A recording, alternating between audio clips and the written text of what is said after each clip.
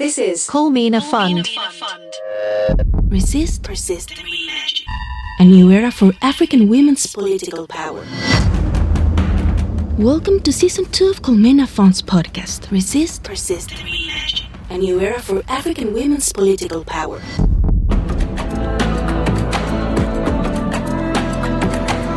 Welcome back to Resist, Persist, and Reimagine, a new era for African women's political power, Season 2 of Culmina Fund's podcast. Our guest today is the Honorable Fadzayi Mahere, a prominent lawyer, political leader, and advocate for human rights and democracy.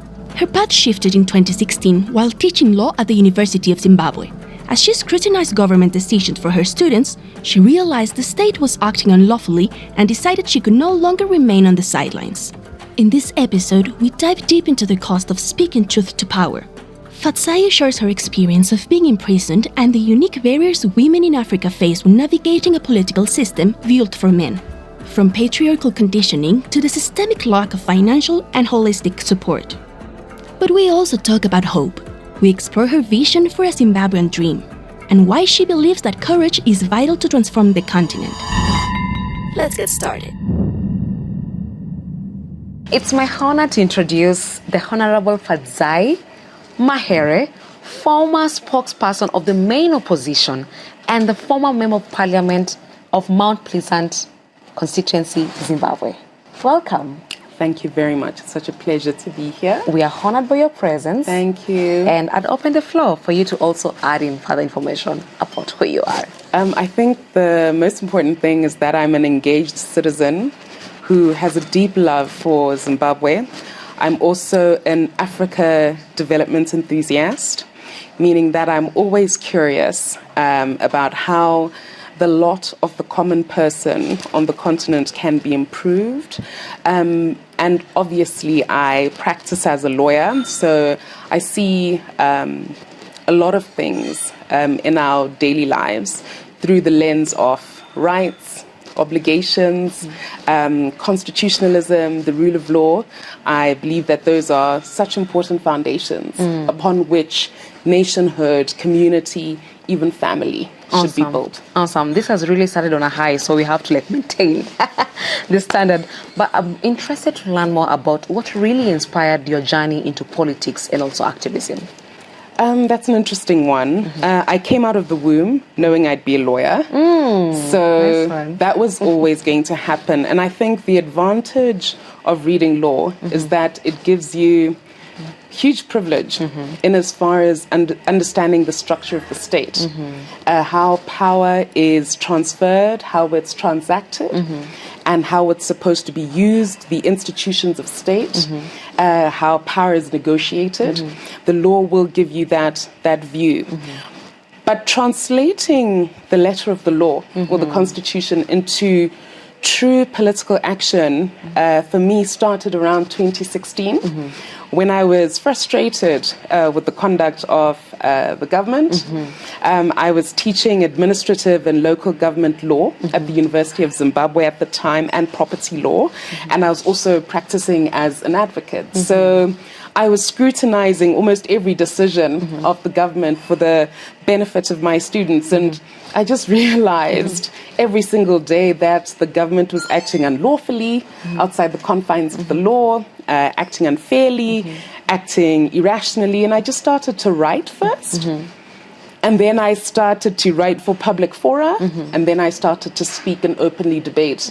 And obviously coincided with the rise of this flag.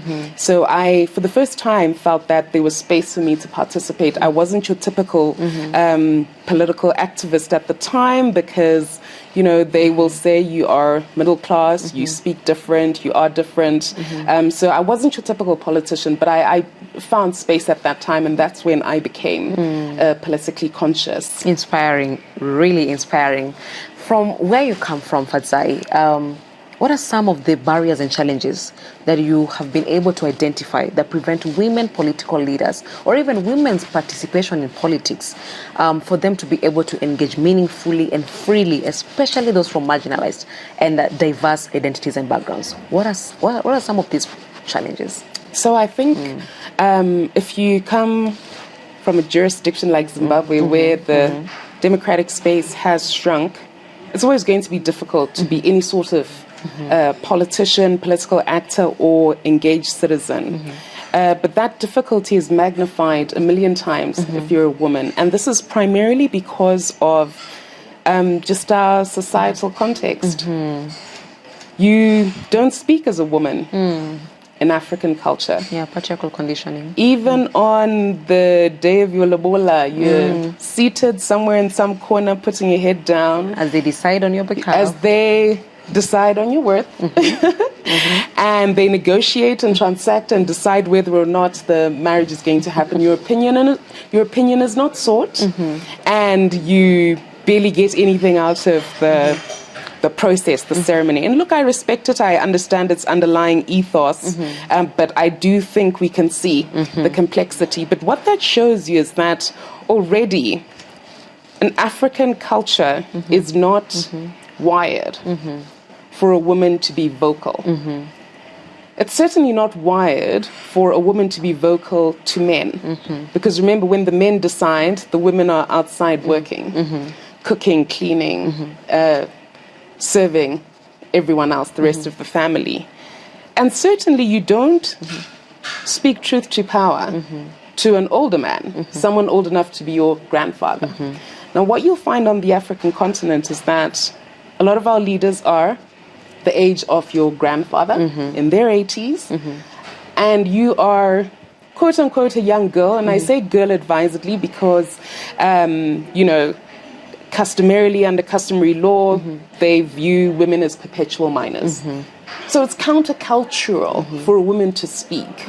And it's even more countercultural for a woman to be involved in politics. And I think that's the biggest barrier.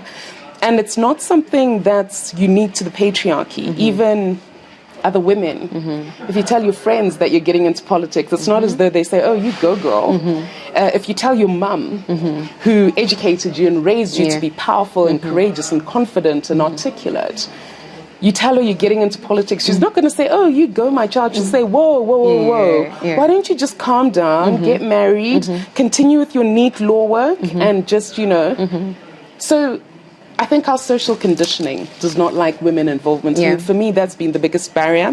But tied to that, obviously, is if power is negotiated through violence in your context, it's always going to be more difficult to be a woman.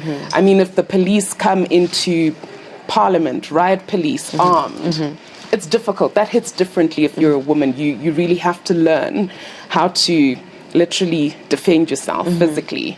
Also, prison, if you get arrested for tweeting or protesting, as the case may be, as does happen in Zimbabwe, prison hits differently for women too. Prisons don't have clean running water. And that's different for a woman than it is for a man. A man can, you know, not bath for 3 days, but if you're menstruating, like, how are you going to live like that? There's no toilet in the cell. There's a little, I can't even call it a bucket, smaller than a bucket, like, you know. How are you supposed to just live with dignity under those conditions? So all of it, I think, is wired against women, and this is obviously further compounded by online violence. If you want to discredit a woman, it's so easy. You just scandalize her, make up a lie that she's having an affair with a married man, or if she's a bit bloated, say, look, she's pregnant by the party leader. And you know, people sometimes look at that and say, look, it's just too high a cost to pay for being involved. I'd rather just, you know, live a quiet life, mind my own business, do my own thing, and not get involved. Interesting. So as much as it's very imperative for us to be able to point out and acknowledge the different barriers and the challenges that we face as women across the continent and even around the world, are there opportunities within the same context as well, amidst all these barriers? Absolutely. And I think what I've learned from my participation in politics over the years is that for every challenge, so-called, there's a huge opportunity. There's an opportunity to demonstrate strength. if people don't believe that you are competent, you show them your best competence that day. If people think that they will silence you by telling lies or defaming you, you continue to speak out. And the electorate or your constituents want someone who is strong, someone who can fight back, because that shows them that you'll be able to fight competently in their corner. I also think it's important to, because you're different in the political space as a woman, like people are already taking note of you. And I think once you have that spotlight, it's an opportunity. Even though people want to talk about your marital status or whatever else, or your hair that day, to really inspire a new way of doing politics, completely shift that conversation into a conversation about where to take the nation, how to rebuild Zimbabwe as the jewel of Africa, how to grow the economy that's been in the doldrums, how to ensure that our society is inclusive, how property rights can be respected again, how to make it an attractive destination for big patient capital, how to ensure that we resolve the debt crisis, how we speak about preserving the environment, making the climate change conversation one that actually works for us, talking about the advances in technology, AI, speak about things that you believe are important for the building of a nation. Now, shifting the gears, you've faced severe persecution during your political career, and it will be very inspiring to even our audience to understand what actually inspired your perseverance despite the challenges you faced. I think it was the fourth time that I'd been arrested and jailed, and this time it was for a tweet. A tweet where I was speaking out against police brutality and the alleged killing of a baby in the throes of an act of police violence. I remember when because there's no remand cell, there's no holding cell for women in Zimbabwe, it's a colonial relic. You get taken to Chikurubi maximum prison. So in other words, you get housed together with convicted murderers, convicted robbers, convicts, and as I indicated, it's in the most egregious conditions. I remember sleeping in that cell, and sleep is a strong word because you're basically on the floor, on hard concrete with wet blankets that are stained, and, the stench of urine punches you in the nose, you actually almost feel like you're losing your sense of smell. And there's just sickness everywhere. Everyone is coughing and spluttering in your face because you're all squashed in that cell. I remember just waking up one night and saying, because of this, I'm going to speak out. Nobody should ever have to go through this, especially when you're on the side of right. And, I was obviously acquitted ultimately, and the court made a finding that I'd been charged with a crime that literally doesn't exist. But it was just the sheer... I was like, if they can go this far to try and silence me, I'm going to speak more. Like if they're going to give me one, I'll give them one over and keep speaking, because we don't want a society where people live like that. When they fought for our independence, they said they were fighting for the dignity, for the prosperity, equality of Black people. And so, the lives of Black people must improve. The lives of local Zimbabweans must improve. And that's all we're asking for. Nobody wants to wake up every morning fighting the government. But what you do want is for everybody to live a decent life. In this ecosystem where we say we're all holding our hands together in bringing an impactful change, for example, within the women political leadership space, how can philanthropies and also funds like Colmina support democratic initiatives and also women's political leadership, especially in the Global South? I think one of the biggest challenges with participating in the political space as a woman is that the superstructure just doesn't give money to you. But not just money, it doesn't give you support, it doesn't give you solidarity, you're literally on your own. And I think every context might be different. There are different rules and different jurisdictions around political party financing, and I do think, some funders look at the need to be neutral, but I do think honest conversations need to be had, especially where we look at a spring where a competent potential leader has come up, to literally go and meet her and identify how you can fertilize and assist her path to power.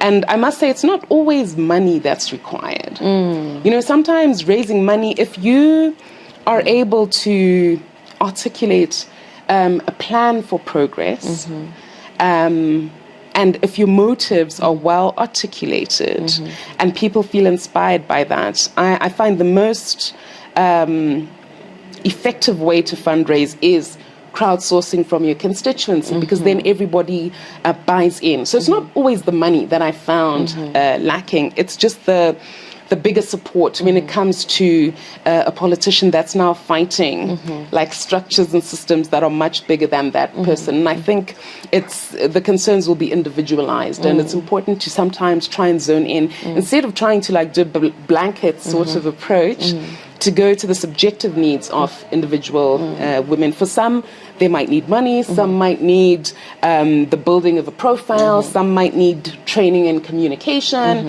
some might need help with mobilizing, some might need literally just an introduction to someone who would help them. So I think we really must be intentional and quite granular about the support that we give. Awesome. And as we wrap this amazing episode that you've really graced us with so many richness in terms of perspectives, what does democracy mean to you? So, democracy means building a society where the citizens are genuinely happy. They have food on the table, they have shelter over their heads, they have access to quality education, quality public health. And regardless of your station in a society, you can live with dignity. And how that democracy is arrived at, I think, is a function of the quality of leadership we have. Africa is so well resourced. I mean, this G20, you know, it's funny, they say the 20 richest countries. But then if you look at it in terms of, if we were to count by, like, what's the measure? Is it gold? Because those aren't the 20 richest gold fields, countries gold producing in the world. You know, if we're talking about cobalt or diamonds, like, what is the measure? So what you'll find ultimately is that Africa is not poor, it's poorly managed. And I think until that changes, you know, even the word democracy, democracy is not just ticking the box of having an election every 4 years or 5 years, just so that you can go to the AU, get your congratulatory statement, and then go have a military parade, and invite a few of your boys, your friends.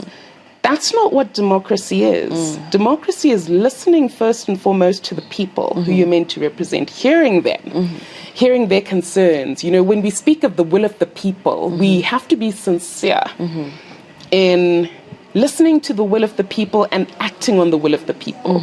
Democracy or political power is not about you, the leader. You are meant to serve the will of the people who voted you into power. And I think that's too often forgotten. And we play democracy. We don't live democracy on the continent. And then we start to lie to each other that it's a westernized concept, which it's not. You know, if you look at the way a lot of African leaders lead, there's zero Ubuntu in there. Like, let's take the word democracy out then. If you think it's English, let's use Ubuntu. Ubuntu instead, What kind of Ubuntu is killing your own citizens, abducting people, gendered violence, you know, spitting on people, insulting people, stealing, corruption in the multi-billions?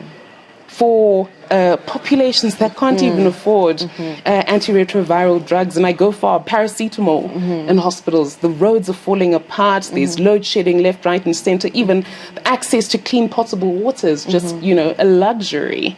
You can't have that. That's not Ubuntu. Ubuntu is about the collective. It's not about individuals serving themselves. So I think if we go back to that core, then we can start talking about, you know, the democratic dividend or, you know, a lived reality where everyone feels like democracy is working for me. If you are given a magic wand and someone says, what's the one key thing you'd want to change in the women's political space, what would that be? There are a million things. What? But if I'm to change one thing, and I've got a magic wand, right? Yeah. I would take away women's fear and replace it with courage. That's the one thing I would do. I feel like courage will take you everywhere you need to go. Facts. Courage will make you start very difficult conversations. Courage will make you think outside the box. Courage will help you to imagine a different reality. Courage will help you to speak to truth, to power, no matter how big and daunting it is. Courage will make you act even when you're afraid. Courage will mean that you're not just hiding in your own space and doing, what's best for you, but you're looking out for other people. Courage will give you the words to express, the idea of a transformed society that's different. Courage will help you articulate a Zimbabwean dream that's different from the nightmare we currently live. Interesting. There is the Zimbabwean dream. So there is the African dream. Absolutely. The same way we had about the American dream, Absolutely. there's also the African dream. It's there, and we all know what it is. And the reason why, it doesn't matter if you're speaking to citizens or politicians from Tanzania, from Kenya, from Uganda, from Nigeria, from South Africa, we're saying the same thing. It's like those who rule over us have the same book. And the choreography, they're all doing the same dance. I keep arguing that Africa, indeed, it may be a country. Africa is definitely a country. And these borders are false. They're artificial. We really are one people. I wouldn't even say one country, because country is not even an African way of looking at it. We're one people. And I say that because, we can be in America, we can be in the United Kingdom, we can be in Europe, we could be in South Africa. We are still, once you see an African, you're able connection to happens immediately, and you know the right thing, you know how to relate, you know what good manners are. I mean, I could be speaking to someone or interacting with someone who's East African, North African, West African, different, languages sometimes, but we all know what respect means. Exactly. Yeah. When I say to them, you do not backchat to your father or to an older man, we all know what the deal is. Yes, when we say a woman has no voice culturally, we know what that means. Exactly. When we say that, being with the wrong partner can completely derail your life, we all know what that means. When we speak of extended family and black tax and, the need for community, the collective, even if I say Ubuntu is not even Shona. There's a Shona word for it, but if you say Ubuntu, I know exactly when you say what we're Ubuntu talking in about. Swahili, I know. Absolutely. When you say Ubuntu, there you go. It's the same. It's all the same. Same it's concept. all the same. And so, the African dream. And the African dream really, it has to be one where we reduce the inequality. You can't have a situation where the president of a country has 10 different motorcades, a Range Rover limousine, and yet there's no bus system in the country. People can barely have 3 meals a day. Pregnant women are dying of things that can be fixed with ease and things that were resolved in the 80s, where we don't have electricity to just do the basics, to just power our factories, our classrooms, our homes, where just the basics, and of course, the world is changing. We are moving into an AI world where the conversations center around climate change and all of that. But I think Africa must make sure that we're not swept up in conversations that have no direct correlation to the quality of life of the majority of our populations. And so even if we're having a conversation about climate, let's look at how floods are affecting our own communities, how rain patterns are shifting.